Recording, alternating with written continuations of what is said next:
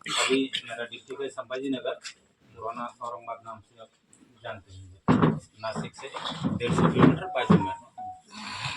मैं वैसे 2001 से अनार खेती में हूँ और मेरा जो वैरायटी है शरद की, मैंने ये पेटेंट फाइल किया था 2014 में। लेकिन आपको सब पता है गवर्नमेंट वहाँ के पोस्ट वैकेंट रहते, वो एनआरसी के पास जाता है, उसके लिए ब्रीडर चाहिए, तो थोड़ा डिले, बीच में कोरोना भी आ गया 1 डेढ़ साल का। तो पिछले साल जून में मुझे पेटेंट मिला शरद किंग वैरायटी का। शरद किंग वैरायटी भगवा से ही निकाली वैरायटी है। अब टिश्यू कल्चर में उतना प्रॉब्लम नहीं आता है वेरिएशन का, लेकिन जिन्होंने भी गुटी लगाया है तो उसमें कुछ झाड़ छोटे फ्रूट के रहते हैं, कुछ का कलर कम रहता है, कुछ का सेटिंग अच्छा होता है, कुछ बड़ा रहता है, बहुत सारा वेरिएशन हार्वेस्टिंग के टाइम में दिखता है। ऐसा ही एक ही प्लांट था कि जिसको बिगर साइज थी, कलर अच्छा था। इतना सोच के हमने उसको सेपरेट कर लिया कि भाई ये अच्छा माल दे रहा है, टनेज भी अच्छा दे रहा है, क्वालिटी भी अच्छा दे रहा है, उसको हमने एक सेपरेट करे। फिर पहले उसके 5 पौधे करे, फिर उसको भी देखे कि वही साइज का माल आ रहा है, फिर उसको 400 करे। 400 का जब पहला पिक हार्वेस्टिंग को आया तो फिर हमने क्लेम करे कि मेरे पास कुछ नया वैरायटी है। वो करा 2014 में, फिर उसको छुपा के रखना पड़ता। तो जब तक वो काम चालू था, लेकिन पिछले 3 साल से जब हमारे को कंफर्म हो गया कि हो गया, करीब करीब डॉक्यूमेंटेशन का काम पूरा होगा, फिर उसका एक पीरियड रहता है कि किसको कोई ऑब्जेक्शन लेना है क्या, ऐसा भी एक एक पीरियड उसका जो ये रहता बुकलेट, उसमें वो पब्लिश करते हैं कि भाई ये ऐसा ऐसा क्लेम का ये वैरायटी है। अगर आपके किसका कुछ क्लेम होगा, उसका 6 महीने का पीरियड दे देगा आपको कुछ को क्लेम करने का। जब वो जिस दिन खत्म होगा उस दिन हमने पब्लिश कर दिया कि हमारे पास वैरायटी है। और फिर उसके बाद में भी उसके चेयरमैन, वो भी पोस्ट वैकेंट था, फिर 6 महीने खाली सिग्नेचर के ले गए। लेकिन ऐसा होके पिछले जून में मेरे को शरद किंग नाम से वैरायटी मिला। ये भगवा का ही सिलेक्शन है, इसमें खाली 5-6 बातें अच्छी है भगवा से। भगवा वैरायटी अच्छी है, कोई दिक्कत नहीं। पूरे हिंदुस्तान में पूरे एरिया के 90% या 95% तक भगवा ही होता है। तुम हिमाचल जाएंगे, हिमाचल में भी भगवा हो रहा है, राजस्थान में हो रहा है, आपके यहाँ हो रहा है, लेकिन तमिलनाडु, कर्नाटक, तेलंगाना सब तरफ भगवा ही अभी है। लेकिन उसमें सबसे बड़ी भगवा की दिक्कत क्या है कि उसमें 600 ग्राम का भी फ्रूट मिलेगा, वो मिलेगा 4, फिर 400 के मिलेंगे 5-6, फिर 300 के मिलेंगे, करीब आधा माल रहेगा 200-250, 250-300 के बीच में आधा माल, फिर नीचे का 100 ग्राम और 70 ग्राम का भी 5-6 बोटी मिल जाएगा। ये भगवा का सबसे बड़ा ड्रॉबैक है। अब वो आदत सी हो गई है, लेकिन किन्होंने आरक्षता देखे या करे है देखे, उसमें ये प्रॉब्लम नहीं था। जो भी साइज होगा वो यूनिफॉर्म रहता था, कि जो भी साइज रहता था उसमें ऐसा नहीं होता था एक बहुत बड़ा एक बहुत छोटा, ये आरक्षता में नहीं था। अब कभी भी किसने आरक्षता देखा होगा, उसमें सेम कैरेक्टर है शरद किंग का। उसमें यूनिफॉर्म फ्रूट साइज आता है, यूनिफॉर्म मतलब, और हर फ्लड आपको सरी का दिखेगा, क्योंकि अभी वो फर्स्ट जनरेशन ही चल रहा है। जब इसका गुटी, उसका गुटी, फिर उसका गुटी, ऐसा हो जाएगा तो फिर वेरिएशन आ सकता है बाद में 5-10 साल में। लेकिन अब ऐसा गुटी से भी लगा है तो सब पौधा सादे सरी का दिखता है, क्योंकि फर्स्ट जनरेशन ही चल रहा है। एक का 450 जो बना है उससे ही गुटी अभी चल रहा है। तो 80% माल आपको मिलता है। मैंने क्लेम करा था पेटेंट के लिए, मेरा एवरेज फ्रूट साइज है 320 ग्राम। आपको पता होगा भगवा का एवरेज फ्रूट साइज है 200 ग्राम, सोलापुर लाल का एवरेज फ्रूट साइज है 180 ग्राम। अब ये सब इतना नया जनरेशन बैठा है, आप ये सब मैं जो बोल रहा हूँ वो गूगल पे ढूंढ सकते हैं। अब लोग बोलते हैं कि उसका सोलापुर लाल का साइज नहीं होता। अरे भाई, उन्होंने जिस दिन वैरायटी डिक्लेयर करा उन्होंने लिखा है उसका एवरेज फ्रूट साइज 180 ग्राम है। उन्होंने कुछ छुपा नहीं, आपने पढ़ा नहीं। भगवा का भी एवरेज फ्रूट साइज 200 ग्राम ही क्लेम करते हो कि भाई एक झाड़ के पूरा हार्वेस्ट करेंगे तो 200 ग्राम के करीब ही एवरेज फ्रूट साइज आता है। इसका मैंने करा था 320 ग्राम का क्लेम, लेकिन सैंक्शन होगा 304 या 306 ग्राम का, 2 ग्राम का कुछ सैंक्शन होगा। तो लगने को लगता है कि 100 ग्राम से क्या होता है, लेकिन भगवा से 1.5 गुना साइज है। और अब मार्केट में फ्रूट लेके जाते हो कि 500-600 ग्राम का 300 रुपए किलो बिका, लेकिन वो नेचुरल मार्केट की डिमांड नहीं है। मैं अभी किसी से बात कर रहा था, वो आप जब तक 2 कैरेट 4 कैरेट लेके जा रहे हो तब तक ही वो भाव देंगे। अगर आप 2 टन माल लेके जाएंगे ना 500 ग्राम का, वो भाव नहीं दे पाते, क्योंकि वो मार्केट की नेचुरल डिमांड नहीं है। वो 300 क्यों बेचते हैं कि भाई माल का भाव बिका, तो आप वो बोलते 300 से 50 रुपए, और उनको पता है आप वो बड़ा लेके भी आए तो 2 कैरेट लेके आने वाले।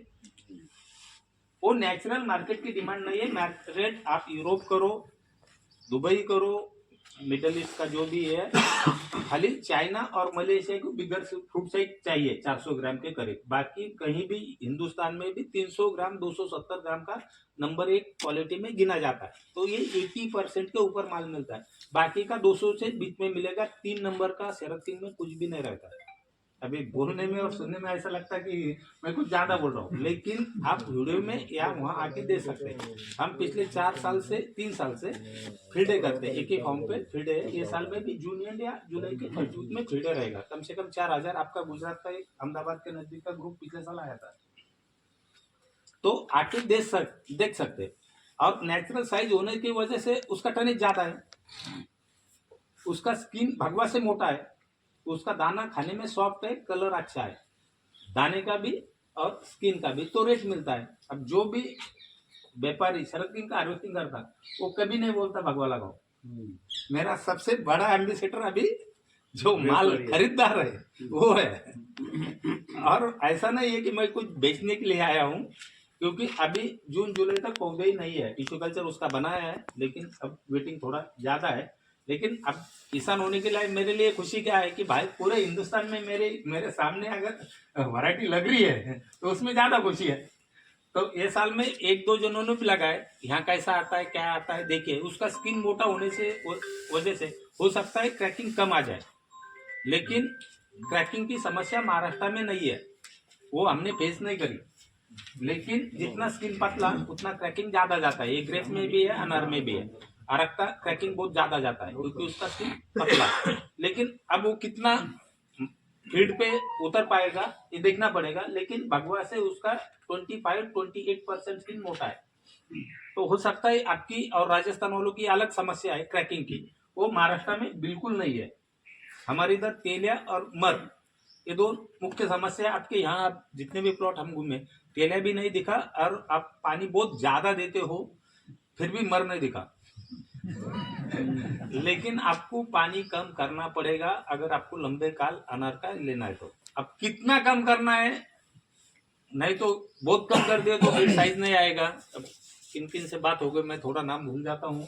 लेकिन बहुत ज्यादा भी कम करे तो भी नहीं चलेगा, लेकिन इनके यहाँ थोड़ा कम दिखा पानी, नहीं तो बाकी बहुत सारे प्लॉट पे मेरे को हिसाब से ज्यादा दिखा। लेकिन एक दिन 8 अगर 40 लीटर पानी जाता है तो वो ज्यादा नहीं है। फिर आप अपना कैलकुलेशन करिए कि कितना लगता है। तो शरद किंग की एक खूबिया है, उसका सेटिंग अच्छा होता है, साइज होने से टनेज ज्यादा है, रेट 10 से 15 रुपए 16 रुपए भगवा से ज्यादा मिलता है। सनबर्न बहुत कम आता है स्किन मोटी होने की वजह से, वो महाराष्ट्र में भी देखेंगे यहाँ भी देखेंगे। सनबर्न का गारंटी देता हूं, अगर आपका यहाँ 100 कैरेट रिजेक्शन निकला तो 20 कैरेट शरद किंग का रिजेक्शन निकलेगा। क्रैकिंग का मुझे पता नहीं है, लेकिन ये लॉजिकल है कि स्किन मोटी है तो क्रैकिंग कम जा सकता है, लेकिन ये लॉजिक है। लेकिन सनबर्न का गारंटी है, क्योंकि सनबर्निंग महाराष्ट्र में भी है। जो धूपकालीन प्लॉट आते हैं वो वहां से सनबर्निंग बहुत कम है, बहुत कम। जिसका भी स्किन मोटा रहेगा स्किन बर्निंग कम आता है। अब ये हो गई शरद किंग की बातें।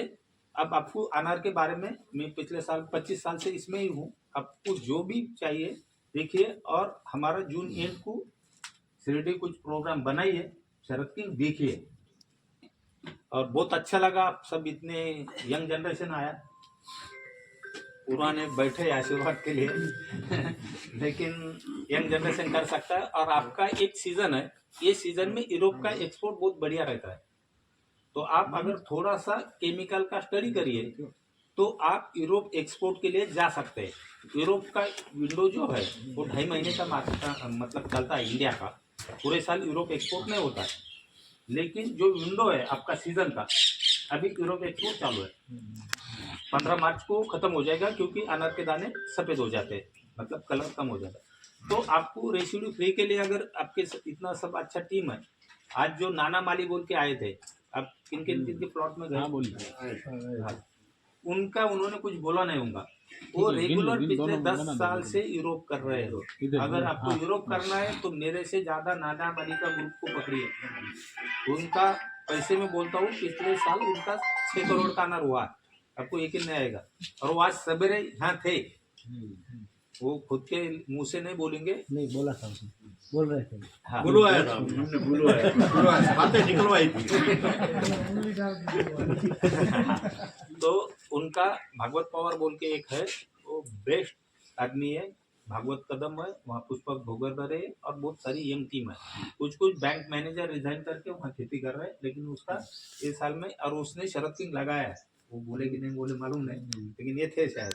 उनको मेरे पास पौधे नहीं है, लेकिन वो इतना अच्छा करते हैं तो मैं उनको 800 पौधे दे दिए। तो रेसिड्यू फ्री के लिए जाइए, आपके 25% इनकम में बढ़ोतरी हो सकती है। रेसिड्यू फ्री और यूरोप का विंडो आपका सीजन वो मैच करता है। और उसके लिए कुछ नहीं, खाली बहुत कुछ टेक्नोलॉजी नहीं है, खाली कौन सा मॉलिक्यूल कितना दिन का रेसिड्यू है हमारे लिए, ये सब इंटरनेट पे निकलता है, अपेडा का वेबसाइट पे सब मिलता है। और थोड़ा सा जो कर रहे हैं उनका गाइडलाइंस लीजिए, 2 या 2.5 साल में 3 सीजन में आप वहां तक पहुंच जाएंगे। आपके आप जो भी क्वेश्चन होंगे अनार के बारे में आप पूछ सकते हैं, शरद सिंह के बारे में भी पूछ सकते हैं। 3 साल पहले हमने किया था रेसिड्यू, पर मार्केट नहीं मिला, इसकी वजह से हाँ, क्या है? नहीं देखिए क्या होता है, कोई भी आप यहाँ दुबई वाले नहीं आते क्योंकि उतना माल मिलने को होना, उनको कंटेनर रोड चाहिए। अगर यहाँ से समझो 4 टन माल मिला, नहीं टारगेट पे ही गए थे हम, हमारा तो 250-300 टन मिल सकता है, ग्रुप मिल के बनाया था। तो क्या करिए, अगले साल जो भी करेंगे ना, जो एक्सपोर्टर है, के भी एक्सपोर्ट है, जो भी एक्सपोर्ट है, उनके मिलते आइए। सह्याद्री काम करता है, सह्याद्री का शायद जीवाना में मार्केट है, यहाँ कच्छ में खुले जो उन्होंने सह्याद्री फार्मर प्रोड्यूसर कंपनी, विलास जी शिंदे इंडिया के सबसे बड़े ग्रेप एक्सपोर्टर है। अभी कुछ दिन बाद केले के भी सबसे बड़े एक्सपोर्टर बनने वाले हैं। और वेजिटेबल जो सुखा के बेचते हैं, डिहाइड्रेट करते हैं, उसमें भी वो कुछ दिन बाद हिंदुस्तान के सबसे बड़े हैं। टोमेटो प्रोसेसिंग से में हिंदुस्तान से बड़े हैं, और वो एरियल्स के दाने में भी हिंदुस्तान के सबसे बड़े हैं। तो उनका काम है, सह्याद्री में जाके मिलिए। अगर तो मैं उनका कभी आपका टीम आ रहा होगा तो सह्याद्री बताऊँगा। उनका बहुत 50 एकड़ का बड़ा कैंपस होगा। तो वो एरियल्स में भी एक्सपोर्ट में और इसमें भी, मतलब आपका ऊपर का साइड एक्सपोर्ट होगा, नीचे का रहेगा एरियल्स भी वो एक्सपोर्ट करते हैं। और जूस में भी जो नीचे का थर्ड रहेगा वो भी लेके जाते हैं। उन्होंने जोवाना में मार्केट खोला है, हाँ मुझे पता नहीं है। तो जो भी 4-5 बड़े एक्सपोर्ट रहे उनसे मिलिए।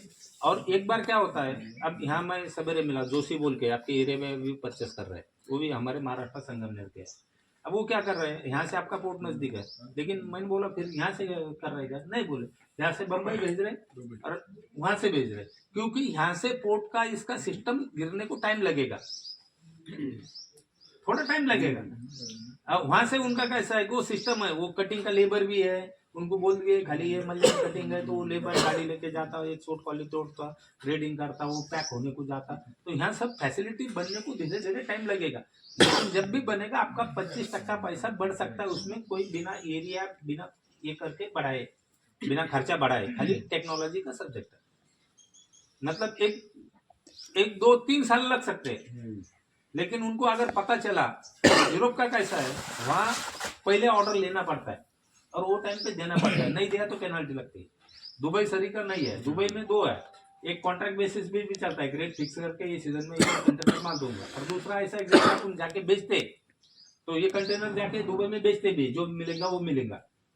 लेकिन यूरोप का जो काम चलता है, क्योंकि खर्चा बहुत है, वो करीब सब कॉन्ट्रैक्ट सिस्टम पे चलता है। पहले ऑर्डर लेते हैं और फिर उनको कंफर्म होगा कि ऑर्डर मिलेगा, नहीं तो उनको पेनल्टी लगती है। एक साल विलास शिंदे नहीं, वो उनका ग्रेप का काम है 1200 कंटेनर का, उनको लगा अपन क्या है अनार में 25 कंटेनर 30 लाख की, और उनका सेटअप है, आदमी है, सब है, उन्होंने 25 कंटेनर रखा, माल ही नहीं ना, पूरा एक कंटेनर का 24 कंटेनर की पेनल्टी देना पड़ी, और वो एग्रीमेंट में रहता है। तो उनको भी मालूमात होना कि इस सीजन में अपने को माल मिलने वाला है, और उनको कॉन्फिडेंस होना कि आपका सैंपल पास होना। तो ये सब चीजें बिठाने को टाइम लगेगा, लेकिन ये हो सकता है। शरद सिंह का मात्र छोड़ है जो वो आपके गार्डन से ही आपने हाँ ये ये शहर पे को दिया है।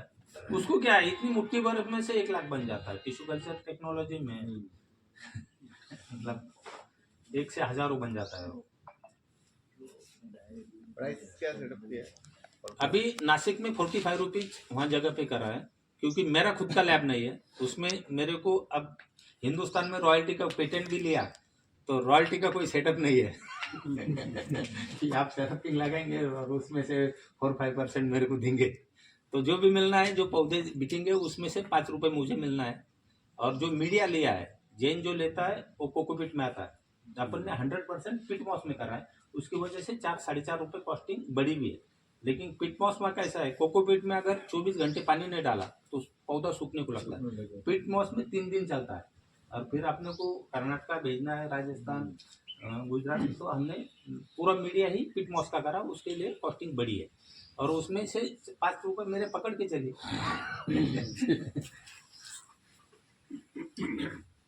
45 नासिक, ट्रांसपोर्टेशन जो होगा वो। हाँ जो होगा वो करीब 5 रुपए 6 रुपए ट्रांसपोर्टिंग आ जाएगा। आपके अलावा और गार्डन महाराष्ट्र में है ना। अभी अगर आपको 15-20 दिन में देखना है तो नासिक के पास में सटाना मालेगांव रोड पे लखमापुर का आके है, वहाँ एक गार्डन 20 दिन के अंदर हार्वेस्टिंग को आ जाएगा। अभी एक फील्ड डे हुआ था पेपर में, इधर का अपना अलग है। अभी एक मालसीरस पुणे में, मालसीरस में एनआरसी और हमने मिलकर शरद सिंह का फील्ड डे भी बनाया कि हमारा छोड़ो भाई, अब बाहर का ही सहारा। तो एक फील्ड डे अभी 20 दिन पहले मालसीरस में भी करे। और अभी एक 20 दिन में लगा तो मैं ग्रुप में डाल दूंगा, वहाँ पे हमारा चल रहा है कि फील्ड डे हो सकता है तो सटाने में करने का।